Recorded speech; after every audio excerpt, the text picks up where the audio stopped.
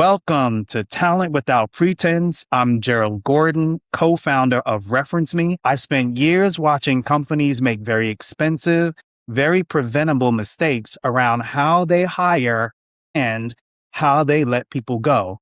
This show is where I sit down with HR leaders, CHROs, and people executives who are actually in the room when those decisions get made. No buzzwords, no vendor pitches, just honest conversation about what's working, what's broken, and what needs to change. Let's get into it. Brett, welcome to the show. So I'd love for you to share with us how you came about and how you got into HR. Okay. All right. Perfect. Love what you're doing at Talent Without Pretense. A little bit about myself. I'm no longer with Inside Real Estate. I have moved out of that role and I'm now consulting full time, which I really enjoy. It's been a fun pivot for me. But a little bit about my background. I've spent 20 plus years in HR in various capacities across a number of different industries. But my intent has always been the same, is to figure out how to help organizations create more success within their business so that their people can have better positive experiences as part of that organization. And I think there's a great synergy between high-performing individuals, high-performing organizations, and when you bring the whole system and structure together from a strategy, organizational design, and talent strategy component, I think that's how great organizations are formed. And so that's kind of the heart of my practice for the last 25 years and trying to be more intentional about how I can provide greater opportunities across a broader swath of organizations moving. Absolutely love that. I love that you have your own practice. I know what that feels like as an entrepreneur as well. Okay, so I read a couple of books and one of them used to talk about a torpedo and how a torpedo works. It's always correcting. And when we had our conversation, we talked about the adjustments that companies need to be paying attention to even before they start a big project.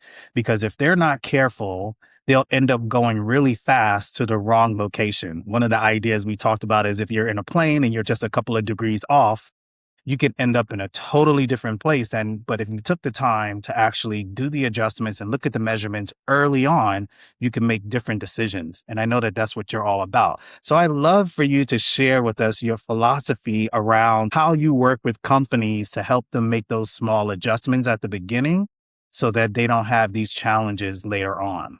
Yeah, great question. And it is a fun notion to think about. And I totally understand how important speed is in today's environment. I also recognize that if you're not completely aligned at the outset, your journey is going to move more quickly in the wrong direction. And so I think it is very critical at those early stages that you do put extra effort into getting that alignment. And a couple of things that I like to do and that I've seen in some of the organizations where I've been is you'll have a CEO, sometimes an executive team, that are aligned and they know where they need to go. But often, even within the executive team, there are individual groups who are not completely clear on how their part of the business connects to the strategy. And so even a small difference between a marketing and a sales organization that's not quite aligned with a product or an engineering organization, that's going to create friction in the business and that's going to create unexpected outcomes for customers. And so one of the areas where we like to start is getting really clear on what is the differentiated value as a business that you create for your customers. Why are they choosing you instead of your competitors? And when you can get really clear around those elements, then the next step beyond that is to say, okay, how then do we need to design our organization to support that very differentiated, very clear strategy so we understand how every part of the business is working together to create that unique value for our customers. And then the third step beyond that is really, okay, once you get the strategy clear, the organization designed effectively, then you layer on all of the individual talent components to that. How are you hiring the right people? How are you developing the right capabilities, especially among your leadership team, right? I think it's really important that those leaders have talent criteria that also align to that strategy. And so it's really just bringing that strategy all the way through the design of the organization and the talent strategy so you have that connection kind of top to bottom across the organization. As you were talking, there were a couple of things that came to mind. Succession planning, which is one thing that I was thinking about as you were talking. To the strategy portion, I get what you're saying at the high level, but maybe we can go just a layer deeper to really understand what that looks like. Because let's say I have the engineering department and a product team and a marketing team. And the goal is to make sure that there's synergy between them and everybody understands the strategy. Well, Give us an example of what that would actually look like in practice. We understand it conceptually based off of what you said, but that's a lot harder to do when you're in the fire and actually trying to deal with revenue coming in. So, what would that look like specifically when you have, let's say, product, marketing, and engineering that all need to be on the same page to deliver? Yeah, and it's a great question. Let me talk about that in two ways.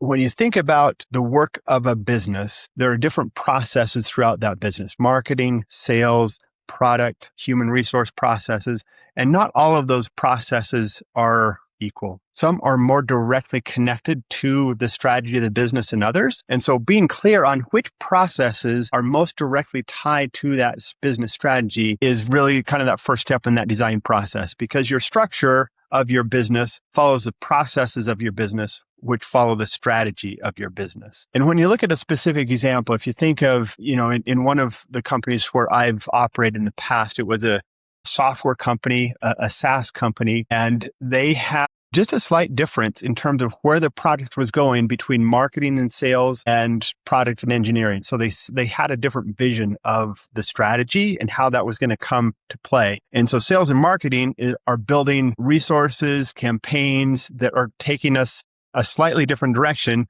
than the actual product that product and engineering is building. And so when you see that type of a disconnect, then you have to bring those teams together and say, what is the end goal? What product are we really creating for our customers? Are we moving more towards an enterprise solution, or are we staying more on the inventory side, right? And so as you think about what that means for those two organizations, it's really important that they have consistency. If product and engineering is designing a product that is not perfectly aligned with the product that sales and marketing is pitching, then even if as they bring customers in, they're not going to be satisfied with the future product that they're getting because it was not clearly connected between those two parts of the business. Okay. Are there specific techniques that you use when you bring these teams together? Is there a framework that you use that you actually think about when you're trying to get these two to agree? And I'm going to ask a little tougher question. It's not always easy to get everybody on the same page. So how do you think about that when you may have disagreement between these different departments? I've experienced that so many times, and being able to make sure that everybody is feeling like their priorities are being considered in the conversation, it's not always an easy thing to do. So I'm curious, what are some of the examples of how you bring people together?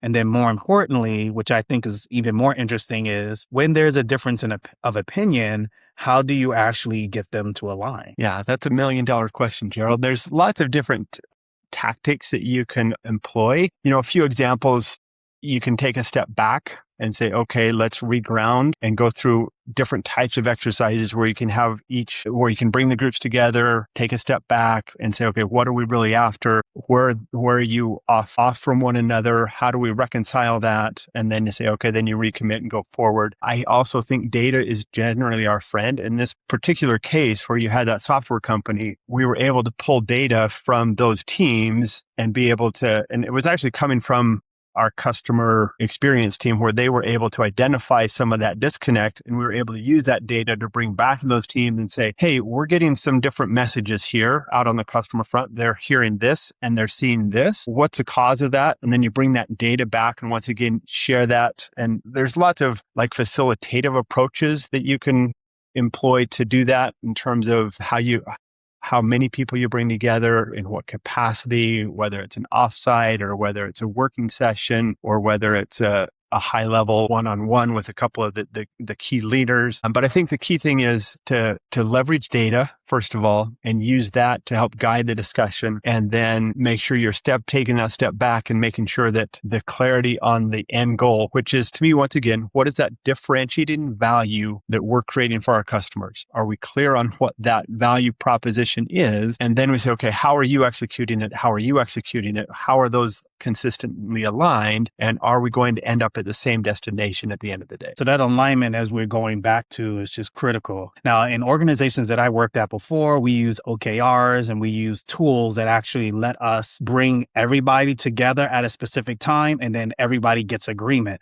However, when your day gets packed and pressures are there and you're trying to deliver, sometimes those frameworks feel like they actually get in the way of truly just having a conversation to resolve the issue. And I used to put it this way: a good writer can follow all the rules, but a great writer knows when to break the rules. So I'll ask that question back to you.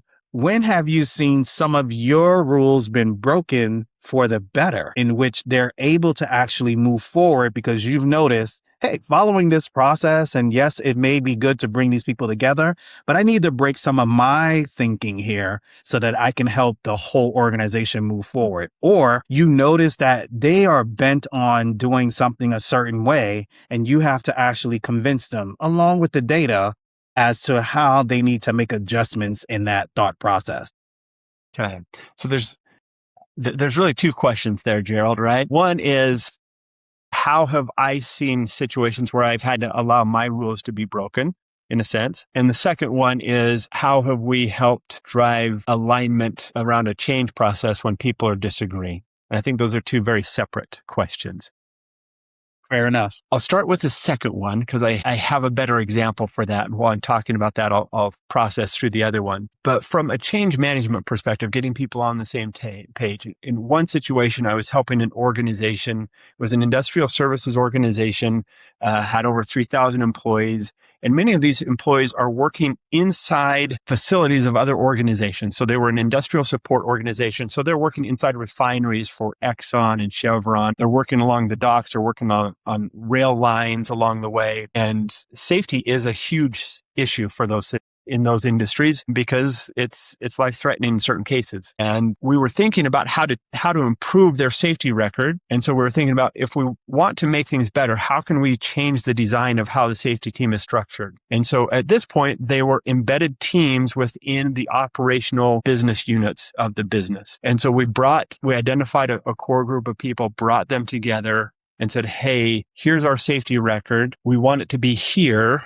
so lower that so we have fewer incidents. What are some options? And we thought about a whole bunch of different options. We got some key players together, and then we looked at different choices because every design choice leaves a different set of trade-offs. No design is perfect. There's always going to be pros and cons. And so in this case, what we did to help build that change management, because we were concerned that those business unit leaders who had really good safety record, they weren't going to want to see an org change happen because they were comfortable with their team and how they were performing. But across the business, we had some variations. And what we ended up doing is we brought the safety professionals into a center of excellence. So they were all within the safety team. And so we pulled them out of those business units, pulled them away from their vice presidents who had control of them, were able to use them the way they wanted. And so there was a lot of resistance to that. The end result, to jump ahead, was a 20% improvement in safety records the following year. So it definitely made an impact in a positive way. But what we were able to do is we were able to identify the key stakeholders, some of those opinion leaders. And we brought a cross-functional group together. They were all bought in on the end goal, and we led them through a facilitated process to go through, what's our objective? What are the various options? What are the trade-offs of each? What's the best decision? How can we then present this, and how can we build a change management plan around it with communication and follow-up and information for everybody? And so on the change management side, I think some of the keys there are making sure that everybody understands the goal and the objective, that people are clear on why we're making the decision we're making. From a leadership perspective, we may spend hours, weeks, months making a decision, and then we communicate it to people in a day. And we think in a 5-minute conversation, they'll understand why we made the change as well as we did. And we've been thinking about it for months. And so that's a common mistake. And so we often have to overemphasize and over-educate the teams on why those changes are happening. So that's an example, I think, on how to bring people along the change process.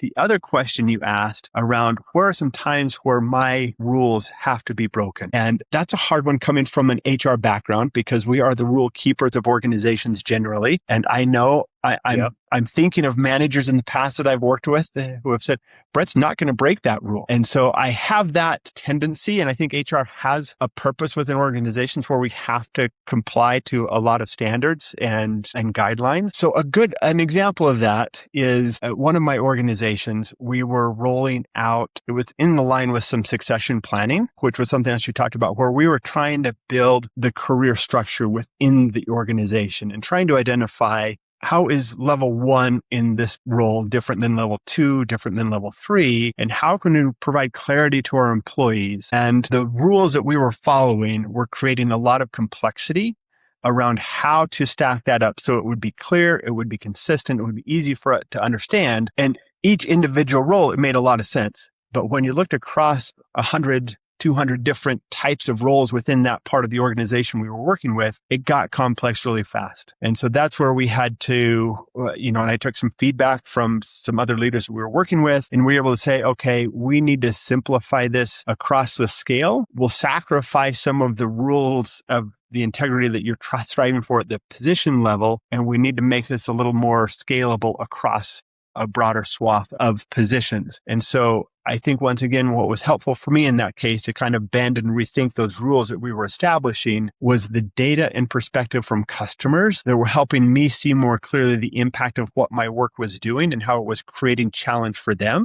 And being able to listen and hear that feedback, see the data that they were sharing with me, allowed me to reconsider the rules that we were laying out for this project. That's fair, right? We definitely want to use data as our piece for making evidence-based decisions. When I was having a conversation with another guest, we were talking about how AI has just changed the game when it comes to how fast we can access information and how we use that information.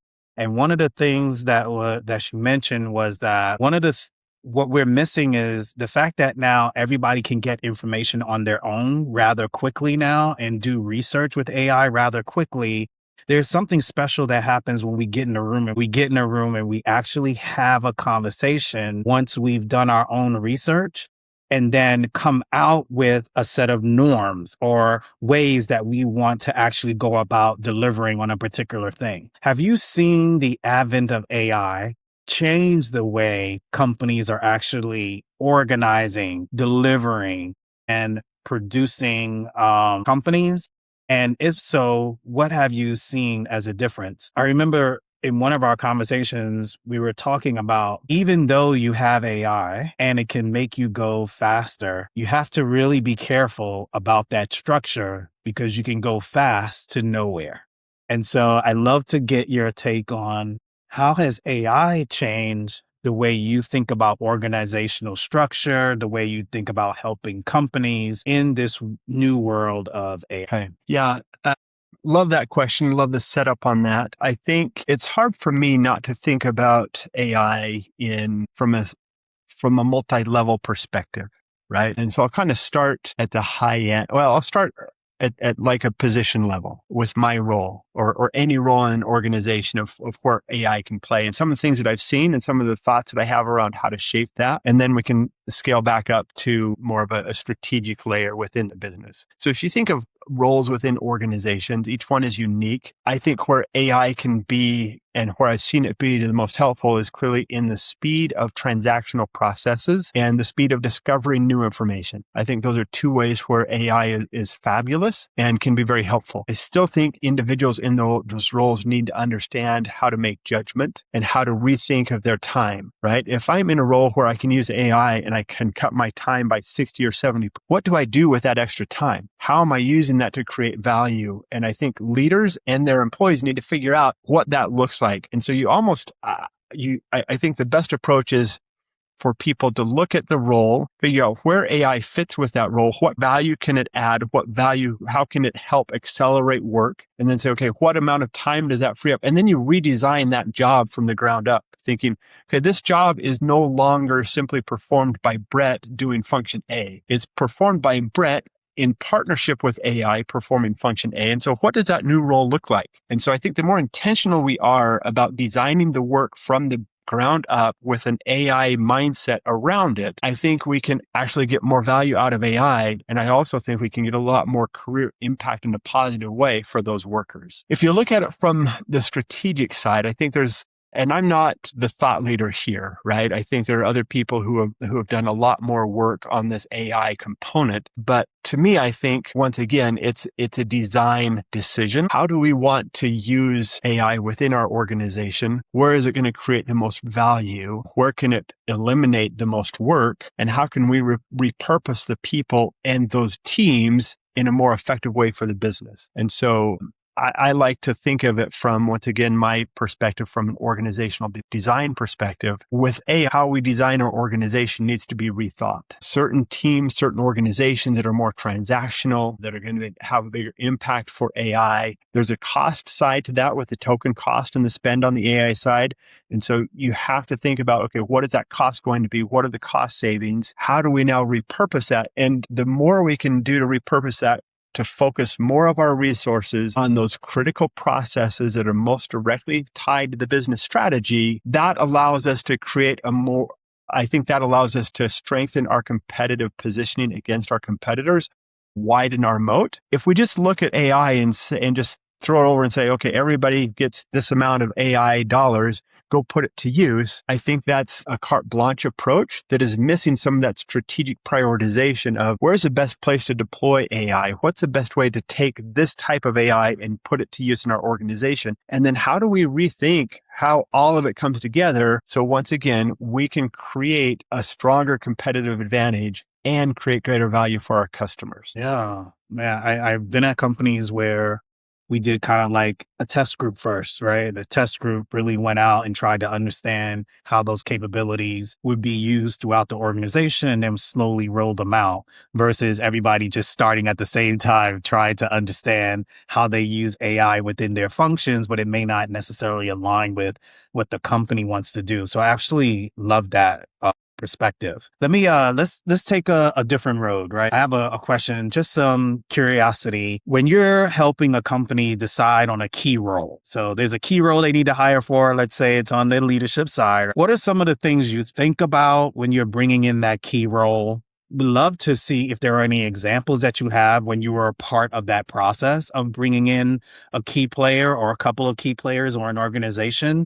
I'd love to get your view on what does that look like and what is your thought process when you are trying to bring somebody in? We probably should start from the beginning. What does the company need to do in order to attract, right, these type of people? Okay. Yeah. So once again, there's a couple of different points there, right? The second piece about what the company needs to do, and then how do you make sure you hire the right person? So I'll break those apart again and start with the second question.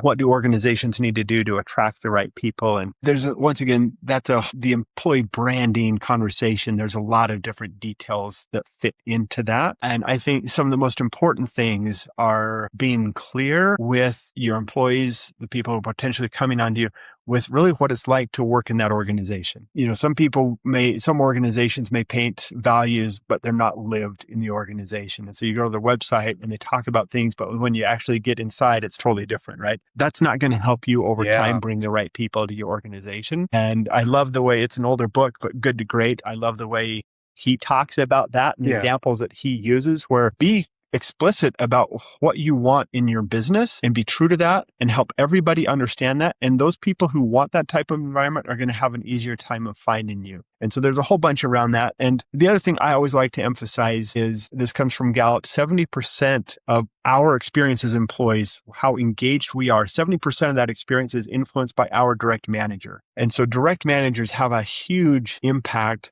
on how we experience work from an employee perspective. And so as you think about that broader that employee brand that we're trying to create, your leaders internally need to be the best representations of that as possible. And so it's really important. I often will work with organizations to create what I like to call a leader success profile. If you look at our strategy as a business and you look at our culture as an organization, and you look across 60 or 70 leadership capabilities, there are four to eight of those leadership capabilities that are the best mix of your strategy and your culture that best allow you to deliver value in both of those areas. And so when you can help organizations identify what those 4 to 8 leadership capabilities are to create that leadership success profile, then you focus your development efforts around those things. You develop your selection process around those things.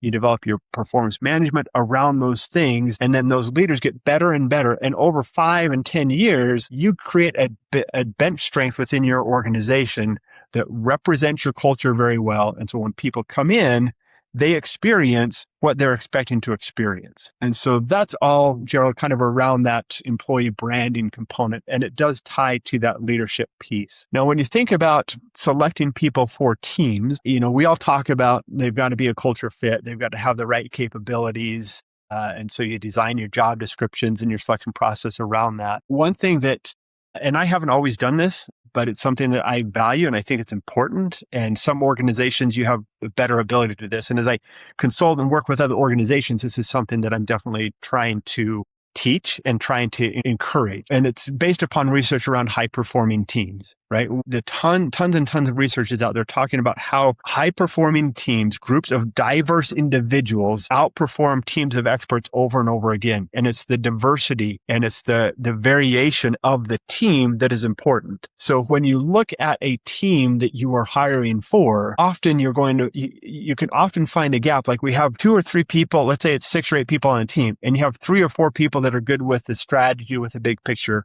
You have some people who are really good with data and analytics, and you have some people who are really good with process, but you don't have people who are really good with collaborating and gathering other people, right? Then you say, okay, we need the culture fit. We need the capability fit for the role itself, the technical expertise. And we've got this gap on our team around this people orientation. So we need to find somebody who can fill that gap as well. So I think it's a combination of those 3 things where it's the technical functional fit and capability, the cultural fit with the organization, and then that unique team fit, which is different and clearly, and needs to be clearly articulated as different from the culture fit, right? Because you might be a good culture fit, but you're going to be another data heavy person. And if you're not careful, you might have a team over time that works well together, but they're all data focused. And so they're going to have a harder time seeing the bigger picture, understand the process, connecting with other teams, because they don't bring that full team perspective together. I mean, I love this puzzle that you created, right? It's like you understand first what a high performing team is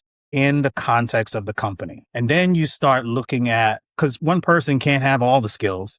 So you got the technical skill piece, you got the people group that brings people together. Then you got the team expert, and the capabilities and all of these things, and they come together and kind of fit this puzzle. And I hope that people realize that you also want to keep that puzzle going, because somebody could just go to a new role, right? Or go to a new job, and you still have to fill that space. So I think companies that think about this ahead of time and make sure that they have succession planning is important. And then to your point, I love this discussion because it is talking about what high-level leadership is. A lot of people will say, I don't know what leaders do, but this is what leaders do. They are strategizing and building the framework so that the whole company can actually run. They're not just focused on their job and what they're doing.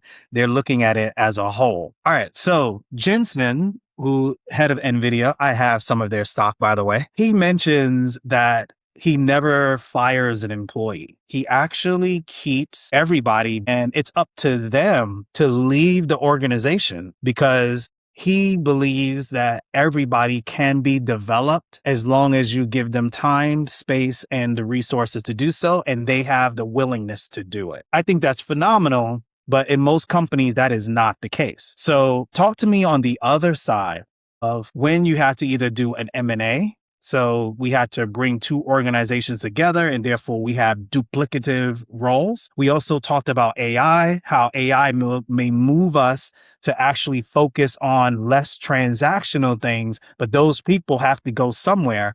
But I don't want to let you off the hook and say, no, you're just going to move them to somewhere else in the organization. I really want to talk about what happens when you have to actually let people go, if you had that experience. And then what experience do you want that person to have if it's not their fault that they're being let go? to riff or lay off, but we had to make those changes. What is the expectation of the HR role to those individuals, to the company, and then to those who are staying? Yeah, great question. And first of all, I like the NVIDIA setup and the NVIDIA example. I think I wish, like you, more people had that mindset. Too often, I've seen individuals removed from positions without fair knowledge, without fair awareness. And in some cases, and in many cases, they're removed because they're not performing. But they're not performing because the circumstances around that role are not clearly defined. It's a systems issue. And yes, one person is not performing the way they should, but it's not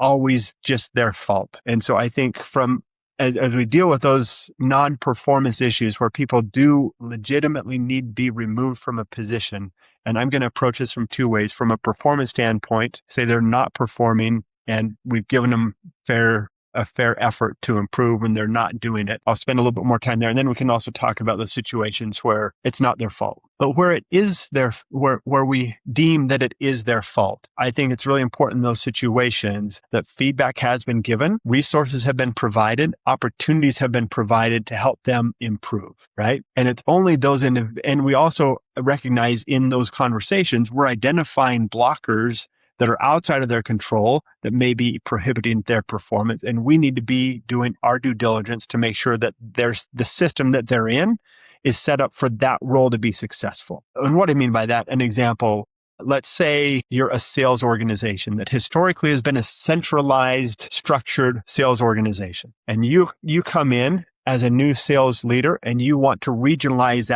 that team. So you have an APAC regional sales arm, a EMEA sales arm, and a North America sales arm, and you want to scale the business with some regional specificity. And so you bring in these regional leaders to do that. The marketing team is not moving as quickly. So they haven't changed their centralized marketing approach. So you're that regional leader in APAC, you're still getting a US-centric marketing pitch to try and grow your region. It's not going to work for that sales region, right? And so you can set goals for that regional leader on sales in APAC, and they're not going to meet them because they don't have the organizational support for that to work. And so, yeah, you can yank that person out after a year, put somebody else in, you'll yank another person out, put the next person in.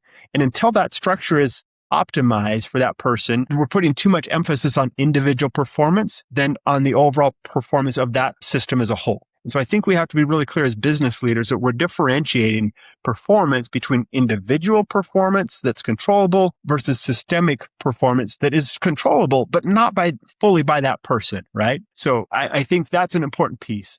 But let's just say that's all good. And so we've given them the support and they're still not performing. There are times where those individuals need to be removed from that position. In those cases, there should never be a surprise. There should be enough conversation that they know what's expected. They know they're not meeting expectations. They understand that they're being held accountable to those expectations. They're getting supported to deliver that, right? I think we can be much more graceful as organizations. And not only will that help the business perform, because in many instances, that's going to be enough for that person to succeed. And then we bought that loyalty. We've provided stability to the organization. We've seen that growth happen. Organizations often don't have the patience for that. And there's trade-offs there. And at the same time, once you realize that someone is set up for success and they're not performing, I'm also a strong advocate for, once we have defined that, let's get them out of that position as quickly as possible. And usually when I've had those conversations, it's like, hey, we've been working on this for a while. We're not seeing any changes. Are you really interested in performing what is necessary in this role? Are you really able to do that? And oftentimes they recognize that's not what they want to do, or that they don't feel like they have the capability to meet the expectation. And so they opt out themselves, and we can still help them in that transition if it's necessary. But I like to make sure that there's no surprises in that conversation and that they know that the team, their leader in the business has put forth good effort to help make them succeed, and they own it. And I think that's a very different experience than what is often the case. So now let's flip to that situation where it's more of a reduction in force or a merger and acquisition, something like that. And in those cases, I think that once again, there's a grace component to that. I wish we had a better support, a safety net for individuals impacted by those circumstances. Depending on what industry you're in, I've seen the average package be 1 week for every year of service up to 2 weeks or 4 weeks maximum. That's not going to give people time to find a new job. So there's not a lot of grace there. So I like to look at it and say, okay, what's a reasonable estimate for that person to find a new job? And there's, like if you're an executive level, it's going to be 6 to 12 months in today's market to find a new job. If you're mid-level, it's going to be 2 to 4 months, right? And so we ought to be trying to make sure that our packages and the assistance we're providing are helping them get through that period. I know businesses don't think about it that way. They think about, okay, how much and I get the financial side of it, but they're looking at industry comparisons. What's the benchmark for industry? Let's be competitive with that. And there's a value there, but if you're in an industry where that is low, you're not necessarily helping those individuals to really be able to sustain that transition. And I don't always, I always navigate that with, when I've been the head of HR, I'll work with the CFO, the CEO, sometimes the board to say, okay, what's a reasonable package? And there's a negotiation and you go through that. But I personally like to err on being more generous and being more flexible with employees to make sure they have the consistency that they need to help them get on their feet with the next opportunity. Yeah, I teed that question up because my company focuses is on the outplacement side. So I asked that question because I'm always curious about the people who are in the room that make that decision. Yes, it's the board, and they all do agree that this is the package that they're going to support. But then there's additional services that we can provide those executive leaders to help them position themselves for the next role. And I hear that space is declining where companies are like, hey, I'll give you the severance, but there's no additional support. If you want additional support, go find it yourself. And so I thought that was pretty interesting that the board is involved, the CFO is involved, the CEO is involved, and they are actually just making that decision together about how they want to support those employees. Now, do you believe that supporting the employees is important for the future of the company as well? So like you lay off mid-level managers or executives, does that, how they leave matter to the future of hiring new people at that company? Yeah, and let me kick that back to you. What message are you sending to your existing employees when in this situation, you eliminate people and the package is very, very scant versus when you offer a package that is more generous and more robust, right? I think you're sending a message to two different groups. The future employees, okay, this is a company that is going to take care of me even in the hard times. They're still going to help me navigate that transition. And for your current employees, like, wow, we've had a layoff.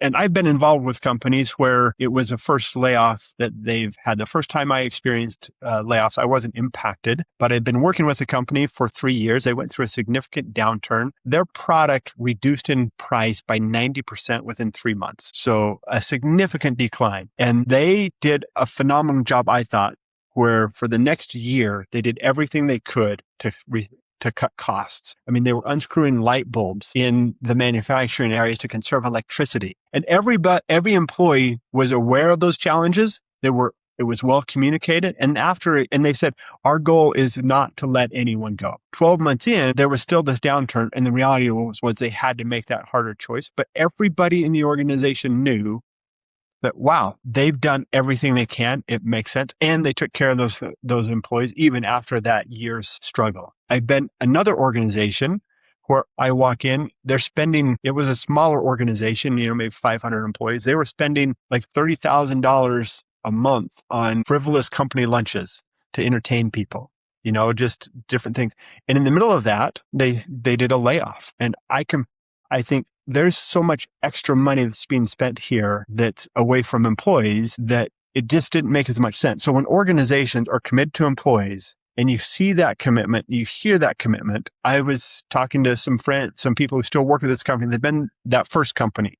They've been there for over 30 years because they have the loyalty that type of treatment of employees generates. And the second organization no longer exists. And so I think, once again, organizations need to recognize that business is about people and people is run by, and people run the business, right? And so as we have that mindset, then we make different choices about how we take care of our employees, especially during the hard times. And I think it's really important that organizations recognize how important that is from a brand perspective. And I think from a societal perspective, there's responsibilities that businesses have um, to balance employees as a key stakeholder with investors and with customers. I mean, you have to look at all of those things and make wise choices. Yeah. So with that, I'm going to close out this sharing of information from Brett Beal. It was amazing. Thank you for being on the show. What we're really all about here is a lot of times our HR folks are doing so much on either side. They're either helping employees or they're helping the business, but we never really get to hear what's going on with them. And I am so grateful that Beal just uncovered a lot of the things that he thinks about as an HR leader in helping organizations as they navigate through these different spaces. We talked about AI, we talked about organizational effectiveness, we talked about the people, we talked about the mindset, we talked about so many things that are really important when it comes to supporting our people, the business, and of course, those who are looking from the outside. So if you are interested in learning more about what Brett does, you can find his information in the show notes. And again, I'm Gerald Gordon, and you can find us at referenceme.ai if you are a company who wants to treat their employees with dignity and respect if you have to let them go. Okay. Thanks, Gerald. It was a pleasure.